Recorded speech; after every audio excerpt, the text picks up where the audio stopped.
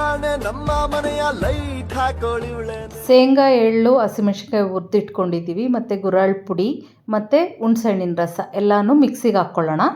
ನಂತರ ಧನಿಯಾ ಪುಡಿ, ಅರಿಶಿನ ಪುಡಿ, ಖಾರದ ಪುಡಿ, ಸ್ವಲ್ಪ ಜೀರಿಗೆ, ಸ್ವಲ್ಪ ಕರಿಬೇವು ಕೊತ್ತಂಬರಿ, ಸ್ವಲ್ಪ ನೀರು, ಸ್ವಲ್ಪ ಉಪ್ಪು ಇಷ್ಟನ್ನು ಸೇರಿಸ್ಕೊಂಡು ನೈಸಾಗಿ ರುಬ್ಕೊಳ್ಳೋಣ. ನಂತರ ಹೆಚ್ಚಿಟ್ಕೊಂಡಿರೋ ಈರುಳ್ಳಿ ಸೇರಿಸ್ಕೊಂಡು ಮಿಕ್ಸ್ ಮಾಡ್ಕೊಳ್ಳೋಣ.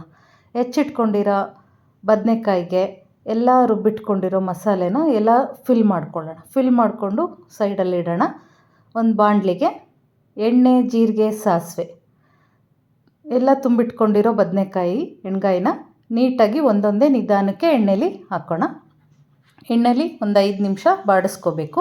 ನಂತರ ಕರಿಬೇವನ್ನ ಹಾಕ್ಬಿಟ್ಟು ಸ್ವಲ್ಪ ಕೈ ಆಡಿಸಿ ನಂತರ ಎಲ್ಲ ಮಸಾಲೆನೂ ಬದನೆಕಾಯಿ ಎಣ್ಗಾಯಿಗೆ ಸೇರಿಸ್ಕೊಳ್ಳೋಣ. ಸೇರಿಸ್ಕೊಂಡು ಸ್ವಲ್ಪ ನೀರು ಹಾಕ್ಬಿಟ್ಟು ಚೆನ್ನಾಗಿ ಮಿಕ್ಸ್ ಮಾಡಿ ಒಂದು 10 ಮಿನಿಟ್ಸ್ ಎಣ್ಗಾಯಿನ ಕುದಿಸೋಣ.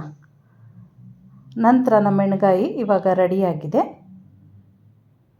ಇದನ್ನು ರೆಸಿಪಿ ನಿಮಗಿಷ್ಟ ಆದರೆ ಚಾನಲ್ ಲೈಕ್ ಮಾಡಿ, ಶೇರ್ ಮಾಡಿ, ಸಬ್ಸ್ಕ್ರೈಬ್ ಮಾಡಿ. Thank you.